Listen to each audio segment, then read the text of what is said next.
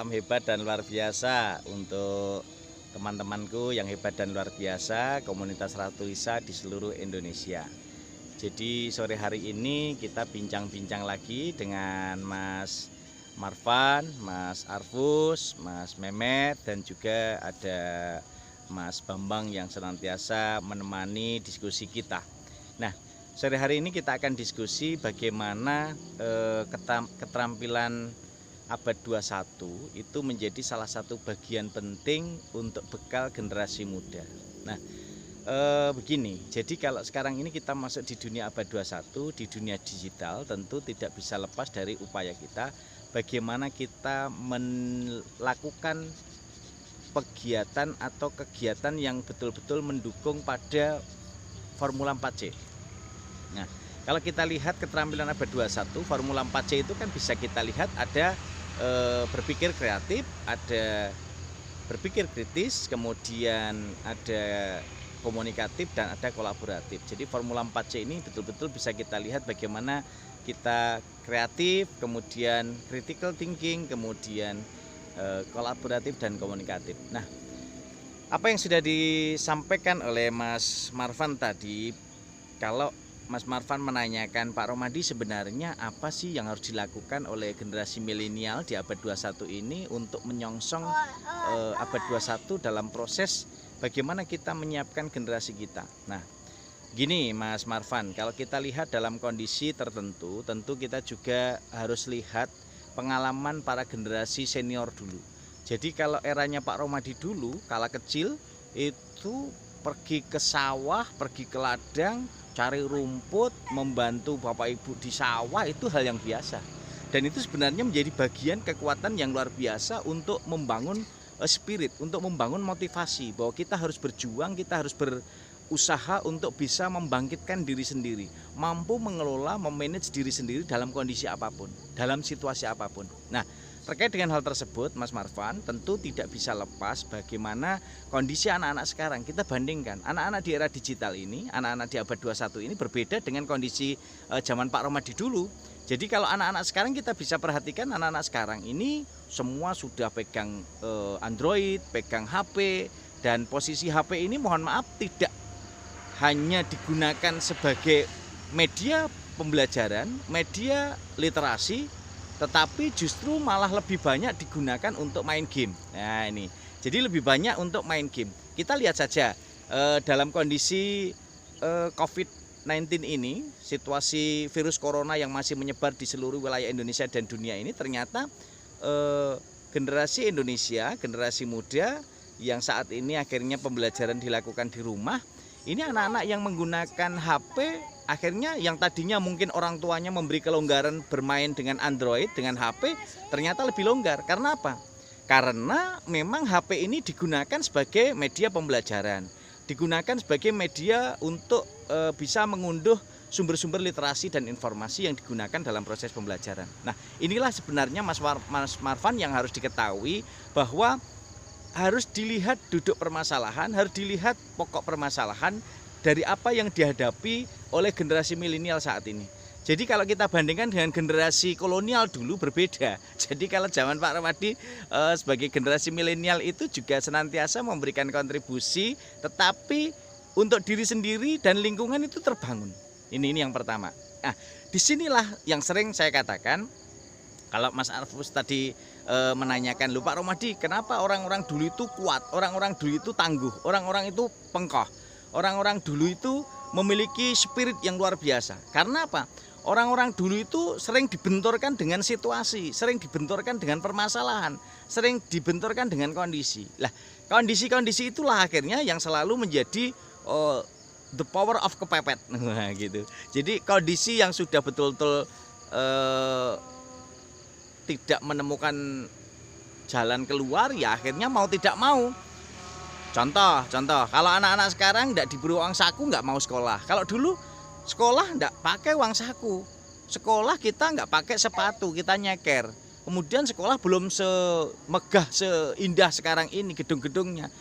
Lantainya masih tanah liat itu, berdebu itu, sehingga kalau kita di kelas itu kakinya sambil gerak-gerak gitu, tanah liatnya itu masih berdebu. Lah, itulah kondisi yang membedakan era kolonial dengan zaman digital sekarang ini, Mas Marvan, Mas Arfus, Mas Mehmet, dan juga Mas Bambang.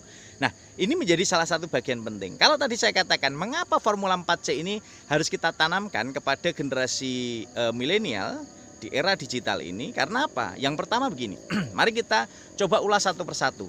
Formula 4C itu yang pertama berpikir kreatif. Nah, mengapa kita disarankan untuk senantiasa berpikir kreatif? Karena disinilah sebenarnya kekuatan kita. Ketika kita berpikir kreatif, kita akan selalu menemukan jalan solutif. Nih, jadi dalam kondisi apapun kita harus bangun bagaimana pola kita untuk senantiasa bisa memberikan dampak nyata, bisa memberikan kontribusi nyata, bisa mengintegrasikan antara imajinasi dan mimpi. Ya ini. Jadi imajinasi dan mimpi ini akan senantiasa bisa berkolaborasi dalam sebuah imajinasi yang nantinya bisa dituangkan entah itu dalam bentuk tulisan, entah itu dalam bentuk obrolan, entah itu dalam bentuk yang lainnya. Nah, jadi kalau Mas Marvan dan Mas Arfus ini menjadikan topik bagaimana kita harus kreatif, ini makanya selalu orang tua mengatakan, "Mbok sing kreatif ngono lho." Nah, gitu. Jadi ketika kita melakukan sesuatu yang tidak bisa sampai pada situasi itu, akhirnya orang selalu mengatakan sing rodok kreatif. Nah, sing rodok kreatif. Lakukan kreativitas yang tinggi. Nah, kreatif ini akan selalu berupaya bagaimana kita bisa memberikan kontribusi yang nyata terhadap situasi di sekitar kita. Jadi berbagai permasalahan, berbagai identifikasi itu harus kita lakukan. Lah, identifikasi itulah yang sebenarnya akan bisa kita lihat dari berbagai situasi. Situasi yang seperti apa? Situasi yang kita hadapi di lingkungan kita. Baik lingkungan dari rumah, lingkungan dari masyarakat, lingkungan sosial, lingkungan di sekolahan, lingkungan dimanapun kita berada, itu bisa menjadi bahan literasi kita. Sehingga kenapa Pak Romadi selalu katakan, ayo berliterasi dengan Ratu Lisa, rajin menulis dan membaca. Karena sebenarnya disitulah kekuatan kita. Dengan kita rajin menulis dan membaca, kita akan memiliki repertuar bahasa, repertuar kata yang nantinya betul-betul akan memberikan kontribusi yang senantiasa akan bisa memberikan kontribusi kepada kita, sehingga ke depan itu akan betul-betul mampu memberikan nilai positif. Dalam kreativitas yang kita lakukan, dalam inovasi yang kita berikan, ini akan bisa berkolaborasi. Sehingga ini menjadi salah satu bahan konsolidasi kita untuk menemukan pikiran-pikiran kreatif, pikiran-pikiran solutif, dan pikiran-pikiran imajinatif. Nah, di sini.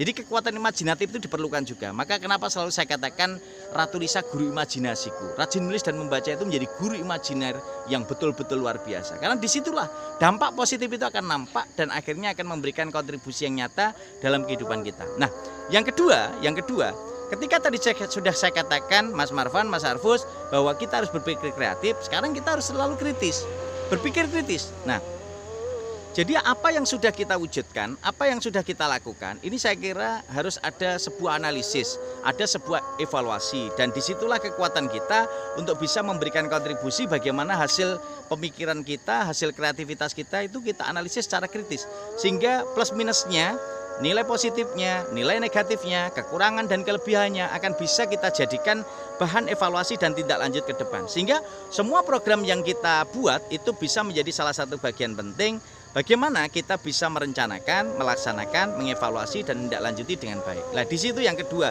kita harus senantiasa berpikir kritis. Yang ketiga, kita harus kolaboratif. Nah, mengapa saya katakan kita harus kolaboratif? Di era digital seperti ini, di era milenial seperti ini, kita tidak bisa bekerja sendirian. Kita harus mulai melakukan kolaborasi yang betul-betul mampu memberikan kontribusi nyata, kerjasama dibangun, baik di sekitarnya maupun berbagai jaringan. Baik jaringan daring maupun luring. Ini menjadi salah satu bagian penting. Oleh karena itu, Mas Bambang, Mas Mehmet, dan Mas Arfus, serta Mas Marvan, yang keempat, mari kita senantiasa komunikatif. Kenapa selalu komunikatif? Karena itu menjadi bagian penting. Kemampuan dan keterampilan komunikasi kita, baik dalam bahasa Indonesia, bahasa Inggris, ataupun bahasa asing lainnya, itu menjadi penting buat kita. Sehingga disitulah kekuatan kita untuk kita senantiasa, generasi muda, generasi milenial, ini harus memiliki formula 4C. Berpikir kreatif, berpikir kritis, komunikatif, dan kolaboratif. Sehingga selalu saya katakan, dukunglah sebagai generasi milenial, generasi digital, kalian harus memiliki 5B. Senantiasa bersilaturahmi, berkomunikasi, berkolaborasi, beraksi, dan berliterasi dengan Ratu Lisa. Rajin menulis dan membaca. Ingat, teman-temanku yang hebat dan luar biasa, berliterasilah dengan Ratu Lisa, rajin menulis dan membaca. Sehingga dari situlah kekuatan kita akan senantiasa terbangun, senantiasa terbentuk, dan akhirnya akan memberikan kontribusi yang positif untuk kemampuan, keunggulan, dan akhirnya kita akan menjadi generasi milenial, generasi digital yang hebat, kreatif, inovatif, produktif, dan betul-betul memberikan dampak yang luar biasa. Ingat pesan Pak Harvan dalam novelnya Laskar Pelangi yang ditulis Kak Andrea Hirata. Kalian harus memiliki keberanian dan pantang menyerah menghadapi tantangan macam apapun. Dan ingat, hiduplah untuk memberi sebanyak-banyaknya, bukan untuk meminta sebanyak-banyaknya. Kawan, hari ini, esok maupun kapanpun, marilah bersama-sama generasi milenial di era digital senantiasa membangun komitmen untuk mengubah mindset kita, dan akhirnya kalian semua ke depan akan menjadi manusia-manusia hebat yang bermanfaat, menjadi manusia-manusia sejati yang selalu menginspirasi dan memotivasi, menjadi manusia-manusia bermartabat yang maslahat untuk umat. Selamat dan sukses, jadilah generasi milenial, generasi digital yang hebat, kuat, tangguh, dan bermental baja. Luar biasa. Assalamualaikum warahmatullahi wabarakatuh.